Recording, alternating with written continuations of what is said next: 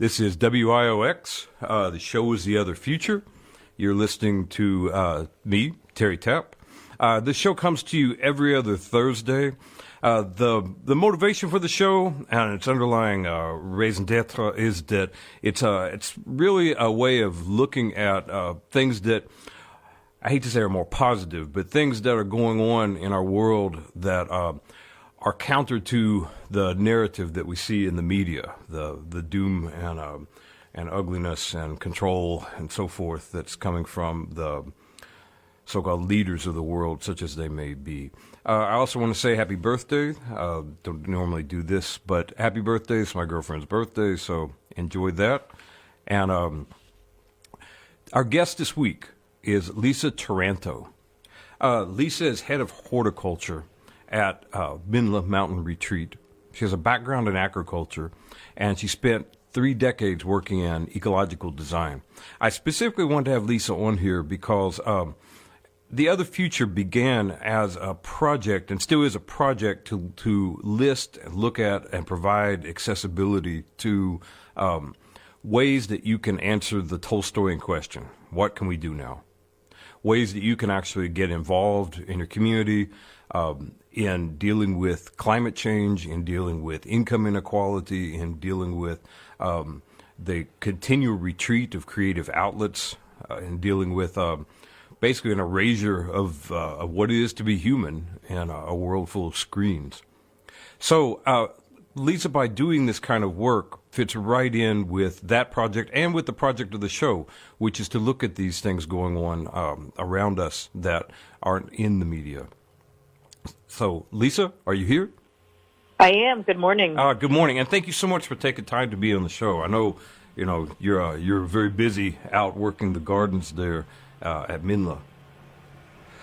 Oh, you're very welcome. One quick correction. My background is in architecture, not agriculture. Oh, so I'm sorry. I don't want to. Yeah. I don't want to take credit for something that that is not due. Right. So let me restate that. Background in agriculture with several decades working in ecological design. Background in architecture. Oh, did I say it again? Yeah. It's on my mind because what we're going to talk about has this overriding sense to me of some projects I was involved with, which I always think of as experimental agriculture, experimental farming, things like that. And so it's blending. So my apologies on that. But tell me a little bit about yourself for the show, and then let's talk about specifically where we're headed into this. So you have a okay. Go ahead. Oh no, go ahead. Ask away. So what you told me your father was a climate scientist. I don't want to shift this away from you, but to lead into what your interests come from. Your father was a climate scientist. He is. Yeah, my father was a climate scientist for the Navy. And so it was brought up from a very early age, understanding that climate change was happening. It was just part of our family discussion in the 80s. And my dad did some work with the repairing of the hole in the ozone layer for the Navy. We have, it's just been a topic, and it's in the DNA of my family. My brother is actually an agroecologist that has also worked in ecological work, and my sister-in-law does climate change work for the UN. So, wow, there's no shortage of knowledge and work towards solving these major problems that we are facing. Right. Now, your involvement with ecological design, can you say something about that? Sure. So when I was in architecture school, which was in the 80s, that was definitely not a time of any kind of program or understanding about how design and architecture fit into creating better ecological cities for the planet. So after my 3rd year, I set off for a place called Arcosanti, which is in the high desert of central Arizona, that had been started by an architect named Paolo Soleri. He's Italian. He was Italian. He had come to America to work with Frank Lloyd Wright. Right. and left that to start what he called arcology, which is architecture and ecology. And he actually managed to get 300 acres of land in the high desert to start what he had this vision of building cities which were three-dimensional, so they went up and not out like suburbia. Right. And created complex systems for humans to evolve in. There's many ideas swirling around what his concepts were, but essentially was that we can do better than suburbia. Right. Can you spell his name again? Not to stop your flow on that. Just so people. Paolo, Paola, Soleri, Soleri. Okay. He died about 5 years ago. He made it up to the early 90s, and the New York Times actually did a full-page obituary for him, which is great. It really describes his vision and his work and his legacy. That reminds me of, did you, because I've seen his name, and I know of that general take. Back, I think a little before him, there was a book called Impossible Cities. I don't know if you saw this, but it was a bunch of artists and architects in the 70s that were simply allowed to go crazy with any sort of imaginative excess of ecological, architectural mixes of where cities could go, and it was beautiful. But you worked with him. I did for a year and a half. So it started the project in Cortez Junction. It started in 1969. So I went out. I was born in 1966. So I was there 1988, 89 for about a year and a half. Right. After my third year of school, I went out there, and I ended up staying longer than I had anticipated. And I learned so much from living out there because we were self-sufficient in a lot of ways, and I picked up a lot of skills. I worked in the foundry, so I learned how to do casting, and I did a lot of ceramics, and also learning just how to live in community and how to live rurally without the kind of magic of shopping, which is a big driver of our culture, right? Right. I wonder if something was in the air of that time, because I did something very similar in just a life path where, I've picked up those kind of skills. I guess, I wonder if it's something about nuclear threat. Like, we grew up with, I was born in 1967, so we were the same age. We grew up with that nuclear threat hanging over us. And everything I thought against that backdrop of nuclear annihilation. And what would I do to survive? And so I learned blacksmithing, forging, I learned casting, foundry skills, farming skills, things like this. And I completely pushed aside consumerism. So I don't, I do go to the grocery store. I'm not farming right now, but at the same time, I don't shop. It's not something I do. And I wonder, I've heard from a lot of people that, maybe it was the books available, maybe things coming from the 60s and 70s writers.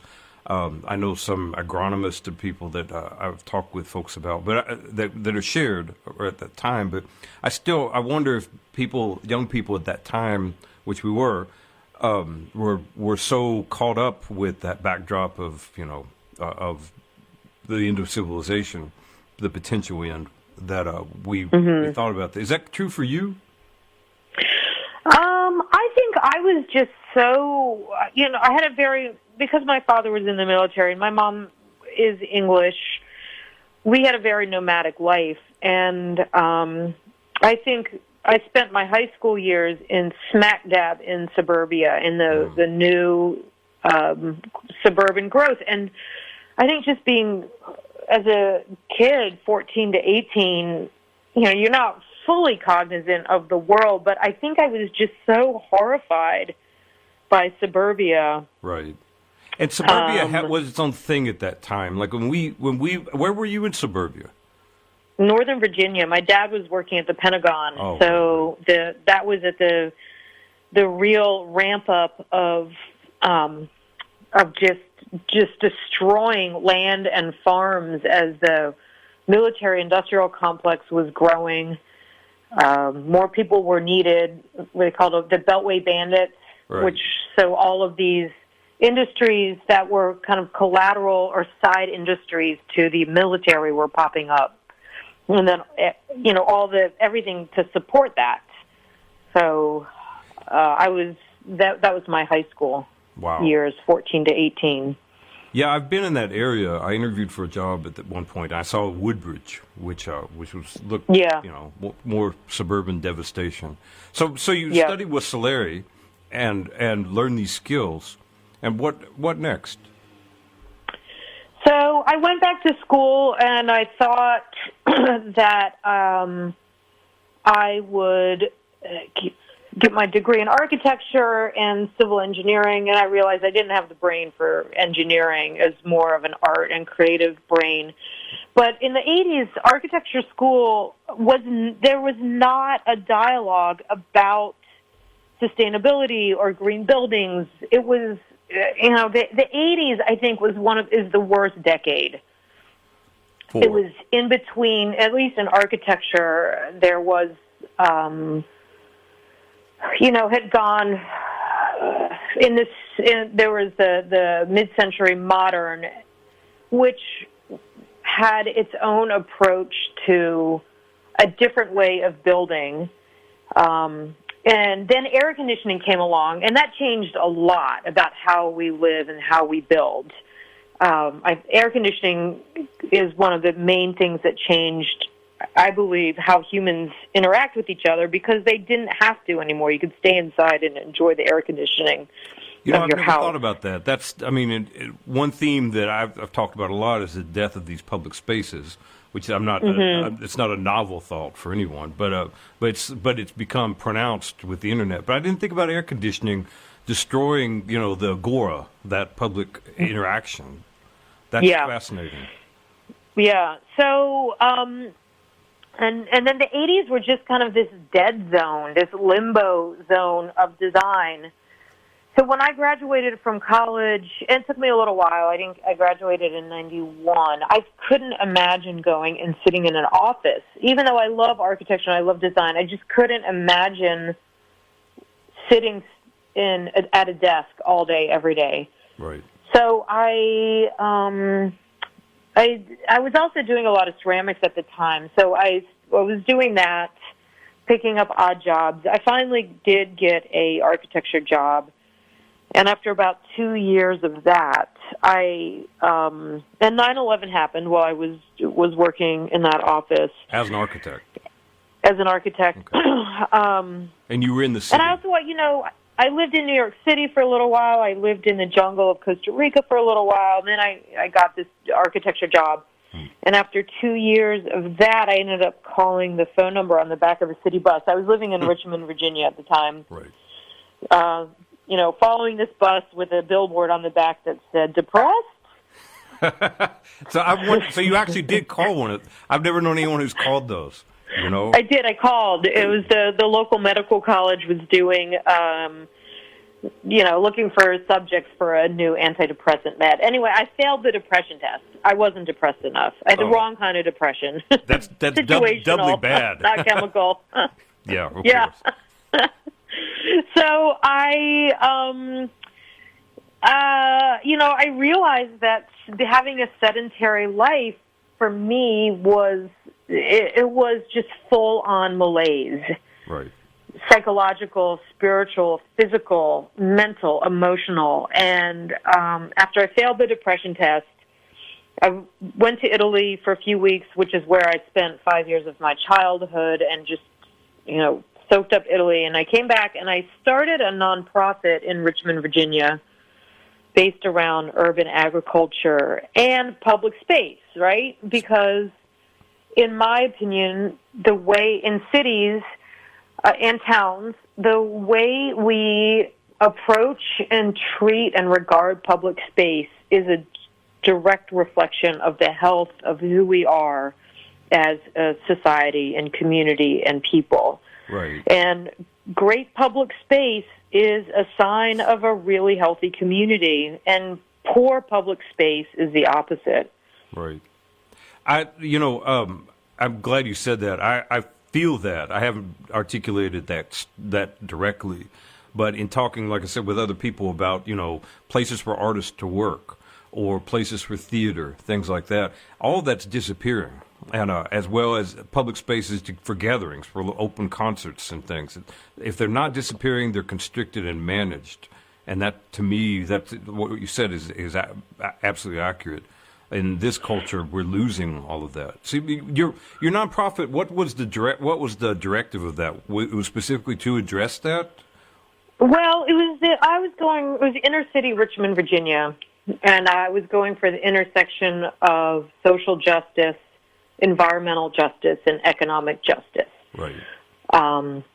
And using community gardens and urban agriculture as a way to address all of these. And, with the understanding that it's so complex. You have public health involved with this. You have poverty. You have the public space.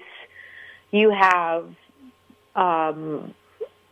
fast food. You have a poverty of the spirit.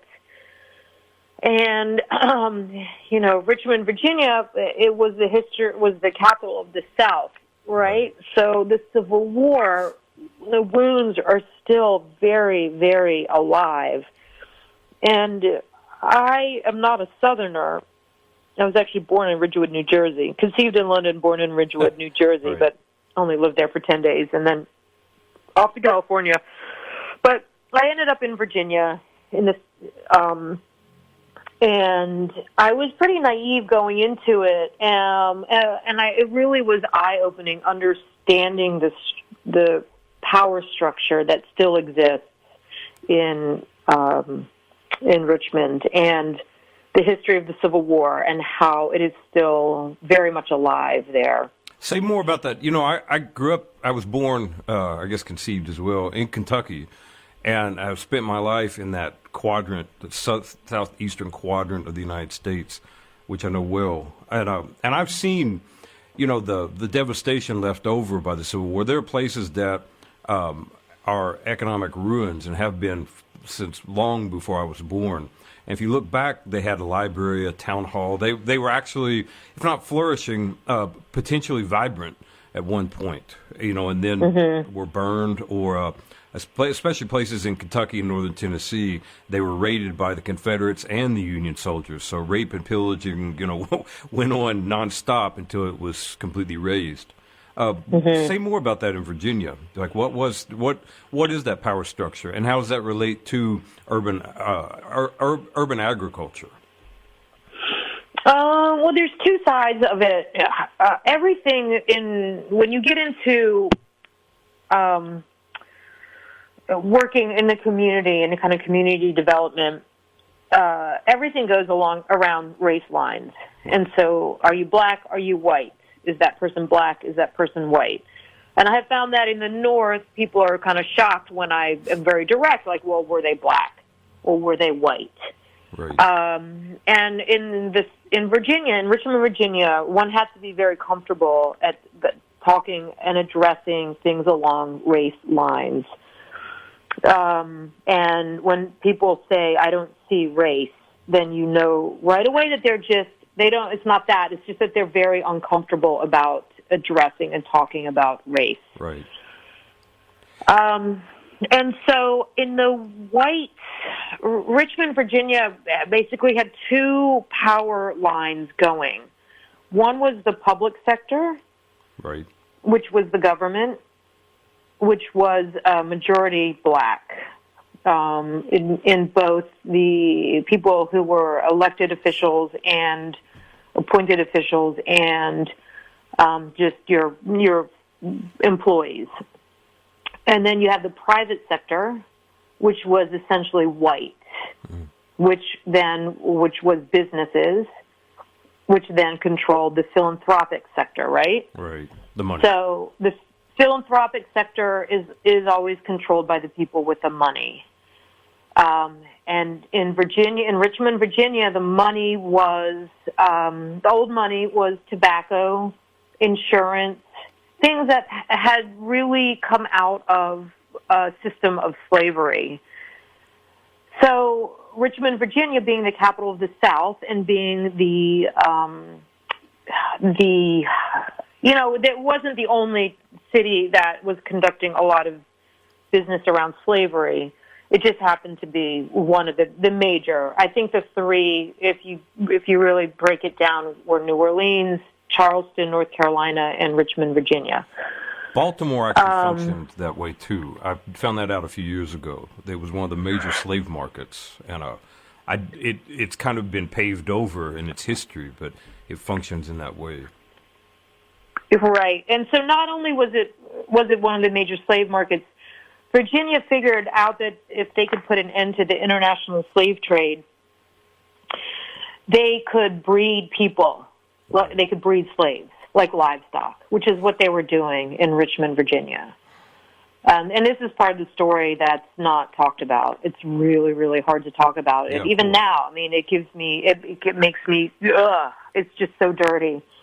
Right. So, anyway, what I discovered by walking in both of these halls of the private, the white business philanthropic sector was just a real, first of all, I started this in 2003, and there was still a real ignorance around climate change and land degradation and land use, and a denial that there needs to be any kind of structural change. And I was asking for structural change. Yeah. So within the private sector, the philanthropic sector, that was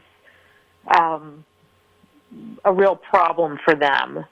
They were really happy to donate money and get a picture of a black child holding a carrot. But when it came to discussing anything about why there was so much poverty in the black community, that they just couldn't cross over into that world. Meanwhile, in the public sector, I had been warned by people that the black community was not going to be interested in urban agriculture because of the history of slavery. And I was like, that's crazy. You know, how could having a community garden plot and growing some veggies be equivalent to that? But I was wrong, and it was very much. Their attitude was, we did that, thank you very much, and we're not doing it again. Right, but fast forward to now, to 2019, I left Virginia about 8 years ago. There are people in leadership, black African Americans, not even like Jamaicans. And one of the things that I learned in Richmond is that a lot of the black people don't like to be called African Americans because they're not necessarily African Americans. They might be Jamaican. They might be from the islands. They might be from Brazil. Right. They might be from Africa, and you just have to be really careful about using that expression. It's not really well liked. Yeah, it's a very, very sloppy expression in a lot of ways. Yeah. So, fortunately, there are people now that it's changed, but there's still within the government and sector. There's so much corruption. Right. So, it's just. It really broke my heart because I realized while I was doing the work there, and I managed to get the city to change its public land use policy to open up a lot of land to urban agriculture. We did get 9, and the organization Tricycle Gardens is still doing the work. I think it doesn't really talk about justice so much in the work. But we managed to get 9 projects up and running. One of them is now under a parking lot that was built for a Redskins training camp. Wow. That was kind of a disappointment. Well, I think that... So, go ahead. That's what I did for about 10 years. Okay. So let's fast forward to you and I talked about this very briefly, but I want to talk about it in depth now. You just completed Al Gore's climate leadership program. Can you say something about that? Like, obviously, well, I'm not going to say obviously. I would say obviously what motivated you is, the impending doom of climate change. But tell me what motivated you, and also what was this about? What did you guys talk about, and what did you learn? So, after I left Virginia, I needed to take some time to be quiet, which is what I've been doing up here at Menla. And when the opportunity came up for me to attend this, I jumped on it. And he's been doing 3 a year for the last 7 years, I believe. He does 2 in the United States and 1 abroad. Sure.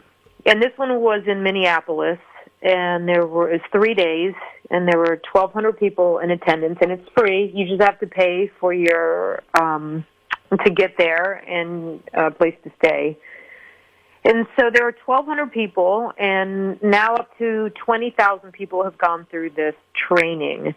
And essentially, you have to, in order to be accepted, you have to commit to doing what they call 10 acts of leadership within a year, which can be anything from doing what I'm doing now, which is talking about climate change, writing a letter to the editor, contacting your local politicians, things along those lines that are doing the good work around making the changes that need to happen.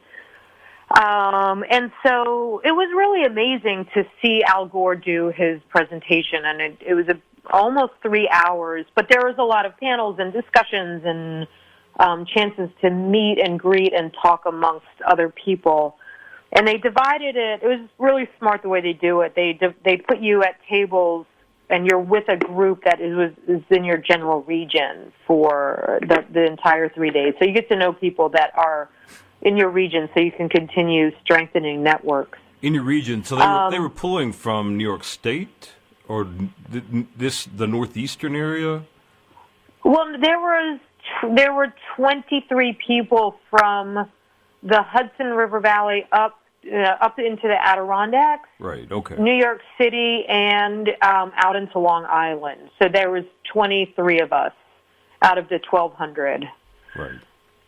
That were, could be regionally close enough to keep network going. Right. Okay. And I left it less optimistic than when I arrived. And I didn't have a whole lot of optimism when I arrived. Right. Yeah. Yeah, I'm sorry to hear that. I mean, not from you, just in general. But say more about that. Why did you leave less optimistic? I left less optimistic because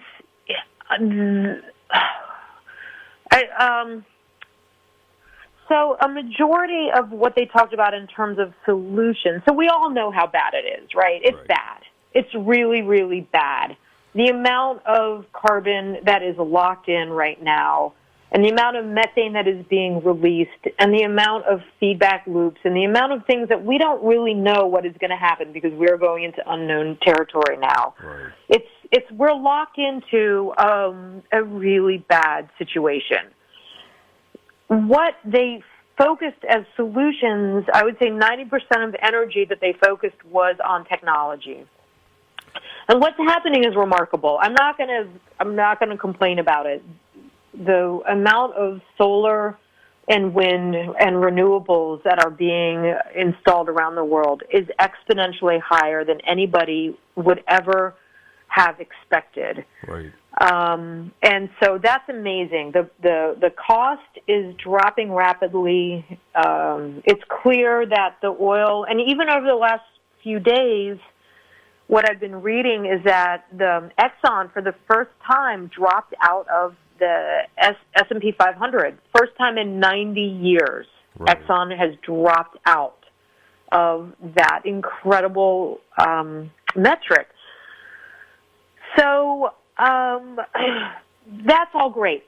the thing that they really, in my mind, is missing, and it's not just in the Al Gore and Greta Thunberg and George, how do you say his last name? Mindbot from Maniot. I've heard. They just released a video a few days ago about this, that essentially only 2% of the research and development and funding and solution energy is going into nature-based solutions. Right. So right now, 98% is going into technology.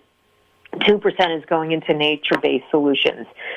And that was my disappointment, was that was not discussed more, because we cannot technologically solve this entirely by technology.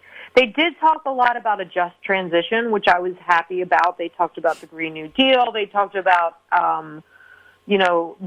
there being ways to make this fair for more people. Right. So that was great.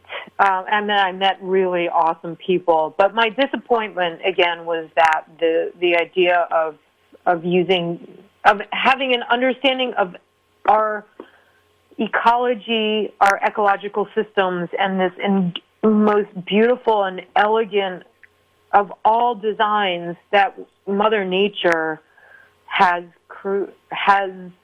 allowed us to thrive, was ignored, is mostly being ignored. That's the nature-based solution. Specifically, I want to ask you, why do you feel less hopeful after leaving that? It's just because of, and I shouldn't even put the word "just" in there because that's not my meaning. Is it because of the lack of emphasis on nature-based solutions, or is there more?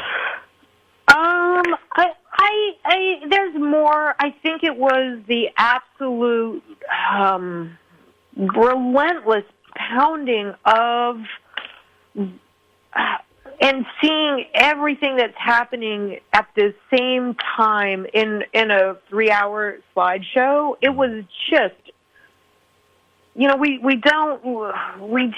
tend to digest things in 15-minute chunks, but when you see how fast this is happening, I mean, it has been amazing to see how fast the wake-up is, right. But I just think it's too late. And I don't think that humans have yet... Okay, let me back up. Sure. This morning, I was thrilled to wake up and see that the impeachment process is really happening with Trump. Right. It's the morning I've been waiting for the last 3 years. The damage that he has done is immense. And I think after working in city government, and it was I did end up working for the city of Richmond and for 6 months. It's a small city, but seeing the dysfunction of a small city government to solve the smallest problems, right, was a real eye-opener for me, to actually be in the thick of it. And I just think that we're at 7.7 billion people right now. Yes. I've traveled a lot in developing countries. I've had the great fortune to really be exposed to a lot in this world. To see the level that millions and millions and millions of people live at, like barely hanging on with a thread, to know that they're not going to be able to survive this. Yeah. The global South is really going to be suffering. Us in the global North are going to have it a little bit better, a little bit longer. Right. But I just don't see, unless, like, the only thing that I can have for hope these days is hoping for a miracle. And I'm not really a miracle kind of person. Right. But that's the only thing I feel like is left right now. And I don't really find hope to be that useful. And I also think that a lot of people think that this is a metaphysical problem, but it's a geophysical problem. And we need to get about 10% of the global population out doing actual physical work. Say that which again. means I'm sorry to interrupt you. A metaphysical problem versus a geophysical. Like, we're not going to be able to pray our way out of this. Oh, okay. I was just curious about what that distinction was for you. We're not going to be able to meditate our way out of this. Right. We're not going to be able to singing bowl our way out of this. Positive visualization doesn't help. No. We need about 10% of the global population out there getting dirty, planting trees, making sure that food waste does not end up in landfills, which creates so much methane, that we are rebuilding our soils, that we are structurally changing the economy from an extractive economy, that we are putting an end to this free-for-all consumption. Right. And the amount of change that has to happen really rapidly is overwhelming to me. I feel that too. That's why I wanted you on here in part because you just experienced that, and just this past week I sat in at the UN Forum on climate restoration, and I liked the idea behind this, and still like it because it's almost a form of miracle pushing, of madness. And I say that because, most of the literature on climate change has been focused on trying to basically hold back the dragon. And how long can we stay in front of this? How long or how slow can we make it go? Can we limit it to 1 degree Celsius, 1.5, 2, 3, whatever we're doing? I mean, and we know the 2 and above are disastrous. So there's that. But climate restoration, they want to actually move the dial backward so that you actually have a carbon presence that's at 280 or 300 rather than we're at 420 right now. And that, to me, if you're going to put an effort towards something, you might as well shoot for the miracle. And, you don't want to shoot lower and try and have a negotiated middle to that. So I was really curious because I feel overwhelmed, as you're intimating as well, that we're these dumb apes, really, and we've messed up, and not even we. I guess in part I look for a structural defect, and the structural defect I see is our overall way of organizing ourselves. You could call it capitalism, that's fine, but our political, economic, and social structures are all formed around, pulling out value from our days and putting that value into the hands of a small group of people for their own weird benefit. Because it's not to, I hate to name names here because I don't care about these particular actors, but if you look at a Mitch McConnell, for instance, he's melted looking. He's talentless. There's nothing extraordinary about this man. And if I were pulling money out from people, if I were a thief, I would be using it for something wonderful. So that when people looked at me and they said, "This guy's a scumbag," but look what he's got going on. Whether it's I don't know, pick your poison, so to speak, or he's building some sort of underground kingdom. I don't know, something that would make sense of the crimes I've committed. But these crimes go nowhere but a bank account or more real estate. Like there's nothing happening. So when I say pull that value out for something greater, it's not greater. It's just digits on a spreadsheet, basically. And so when I look at that, I think structurally, if that could change, we could have an opening where a miracle could take place, and that's what these people are talking about. There's this possibility. I want to throw this back to you, but Leslie Field, scientist, has this program called Ice 911, and it's about refreezing the Arctic. I was fascinated by this because that sounds nuts. To refreeze the Arctic.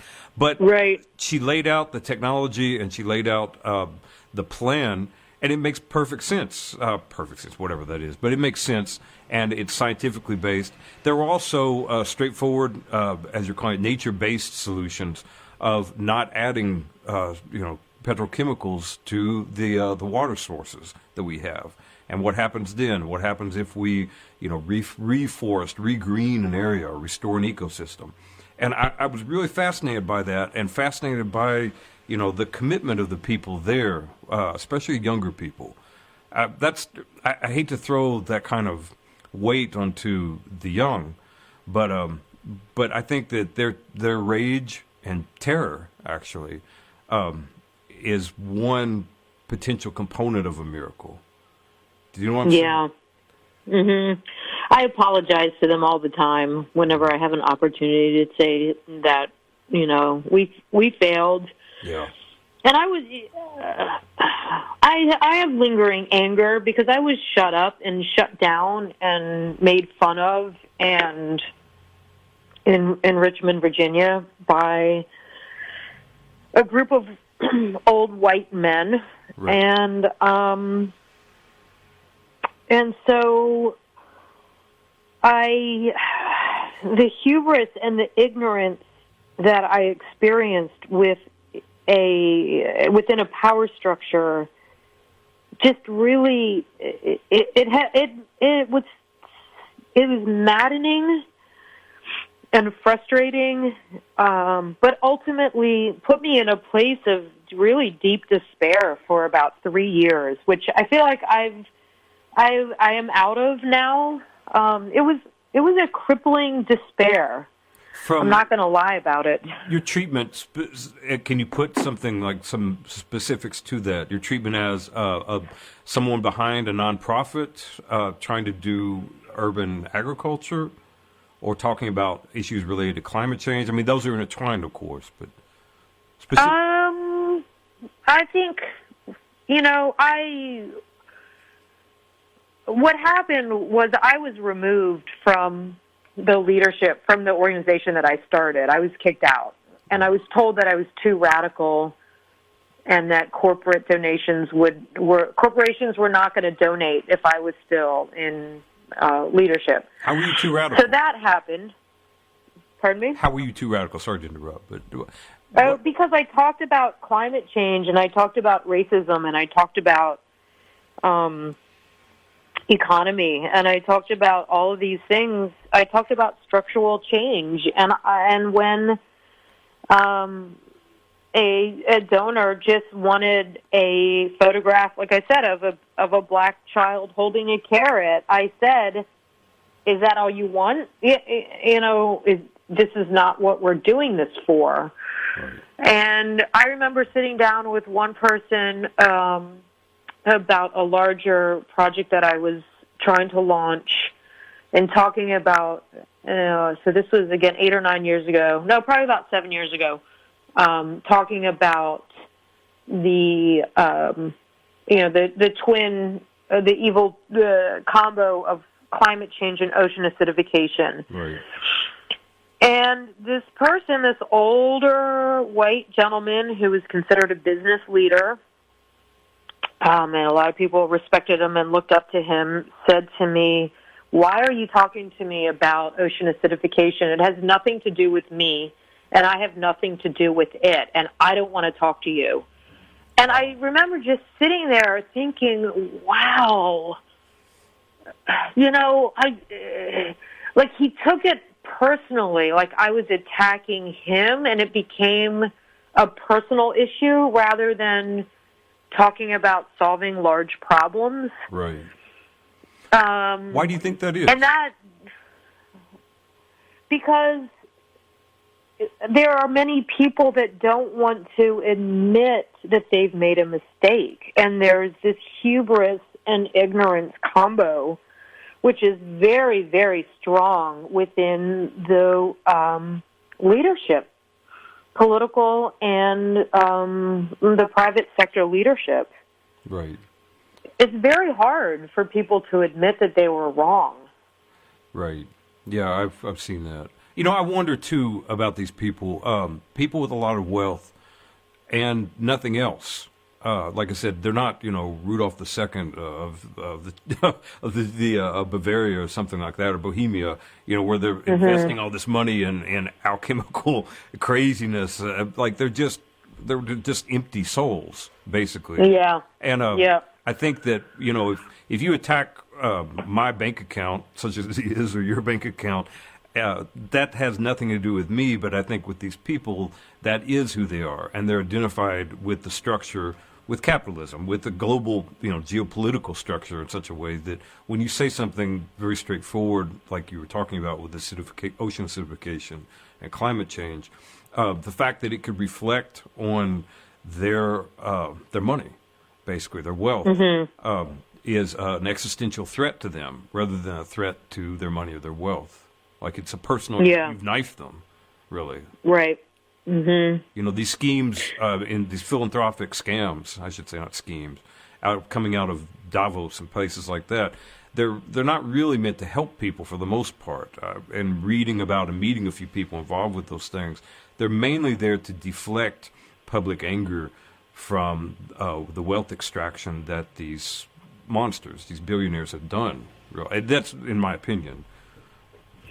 Oh, yeah. I mean, that we could have a whole other hour conversation on the role of philanthropy as a substitute for the common good and for people coming together to take care of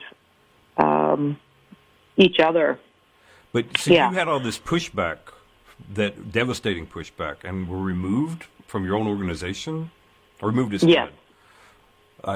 Yeah, I was fired. Put it clearly. Wow.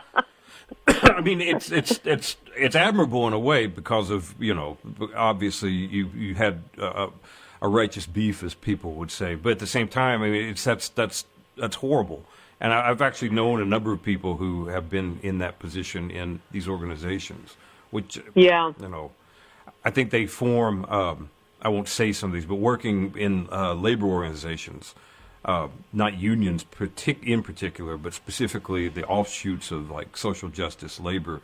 I worked with some that were very specific about identifying problems, identifying funding sources, and not wanting to cross lines, so that you make sure that the funding is going to come from these groups, even if there are problems that you really need to address given the mission of your organization. So you're another scam, basically, is what that comes down to. Yeah, I'm proud now of I'm very proud of the work that we did when I started it and what we accomplished, and I'm proud to have been removed for being considered too much of a troublemaker. Right. Do you? Well, let me ask this about the climate leadership specifically. How do you think other people were taking? How were they leaving the conference or the training? Did they come out more pessimistic or less, or were there specific plans? I'm curious because I'm of this mind that if we are truly doomed at this point, then we can do anything we want. I mean, I'm not critiquing anyone in that sense. And if there is this little sliver of surviving, I don't know if you read Bill McKibben's Hello from 2050 that just came out. But there is a... Oh, no, I haven't read that. It's interesting because he projects, like, what would happen if we were able to enact a Green New Deal, given what we've already done and what's already loaded into the shotgun, so to speak, for us. What could we do? What would it look like? And it's a very interesting article. And I thought, if you put carbon sequestration, extraction technologies into that, where I can see them headed, given that I followed them for a certain number of years and watched them, increase in capacity. Things could be much, much better than, not just much better than the apocalypse, but we could actually potentially navigate through this. I think if we do, we would also have to demand that the institutions that got us here, the grand overarching institutions, be never spoken of again. be buried and urinated on, as the farmers used to say, so nothing ever grows there. But it's a fascinating piece. I think, the bottom line is that, and Greta Thunberg said it beautifully at the UN the other day, is that we have to get out of this fairy tale that economic growth is an eternal, never-ending possibility. Right. It's not. We have limited resources, and Earth Overshoot Day. Do you know about Earth Overshoot Day? Yeah, I haven't participated in anything or acknowledged that, but I do know what that's about. That's the day at which we have exceeded the carrying capacity for the planet Earth, given our use of resources. Right. Okay. So this year it was August 30th or 31st, I believe. Mm. So it's 2/3 of the year we have used up all of the resources of the planet. Wow. And there's this idea that it's going to be great. We're all going to have solar panels and bamboo floors and hemp clothing and electric cars. Right. That we're going to have the same stuff. It's just going to be different stuff. And we can keep living the way we're living. It's just that there'll be mushroom packaging when we order our new iPhone. Right. And I think the bottom line is that that's not it. We have to have less stuff. Right. Exactly. Yeah. It's not different stuff. We have to figure out how to stop consuming so much. See, and we're near the end of this program, but I could have you on for an entire other program to talk about that, because as a non-consumer essentially, which you alluded to being, and as a non-consumer, which I'll state I am, basically. I mean, we buy shoes, for instance, and things, but we're not shopping, so to speak. Yeah. I'm often wondering about the spirit of shopping and why people do that. Because I found it kind of easy as an artist to step out of that. Because all I need, are tools and books, and I'm okay. And some of those I can make. But being around people and being in a suburban area, especially, which you were talking about before, shopping is the modus operandi. That's what you do. And I don't see, it defies my imaginative capacity to figure out how I would be if that were me. You know what I'm saying? Well, I think that goes back to, and I know we just have a few minutes, to the fact that 100 years ago, 80% of the people worked the land and 10% of the people did not. And now we're at 1% of the people do the physical work and 99% do not. Right. And they have a lot of time on their hands and a lot of cash. And so what else are you going to do? Which is why I'm saying if we could get 10% of the global population back to doing the work, the physical labor, that might shift things a bit to where there's less consumption. Right. And, we could also go down the rabbit hole of spirituality and deep ecology or spiritual ecology. What is it that is what are people trying to fill up in themselves? That's where I was headed toward, by having a lot of stuff. And that book, even when we were in the 80s, Deep Ecology, came out talking about some of that. I know and I'm not a traditionally spiritual person, but at the same time, there is this thing which is this lack, which is mirrored by the destruction of public spaces, of creative spaces, of an agora that is mirrored in the realization of this mall world, basically, which is tragic. Lisa, we're going to start shutting down here. I thank you so much for being on the program. I guess you will be busy today out in the gardens there at Menla, which is wonderful. Go out and get dirty. Yeah, at some point I would like to have you on to talk about. I'm looking for talking about when I moved back to Kentucky years ago, and lived on some land and did some experiments in farming and different kind of seed use and things, and it's really fascinating and eye-opening, and much more intriguing than what I knew as a kid, working any kind of agricultural job or working on the land, being able to find that more malleable, and experimental. And I'm curious about your take on that. Sure, I'd love to do it again. All right. Well, thank you so much. You have a good day. And this is WIOX. The show is The Other Future. I'm your host, Terry Tapp. My guest this week was Lisa Taranto. She is the head of horticulture at Menla Mountain Retreat. And we were talking loosely, but mainly about her experiences going to the Al Gore Climate Leadership Program and responses to that. Lisa, you have a good day, and thank you so much. Thanks a lot. Bye-bye.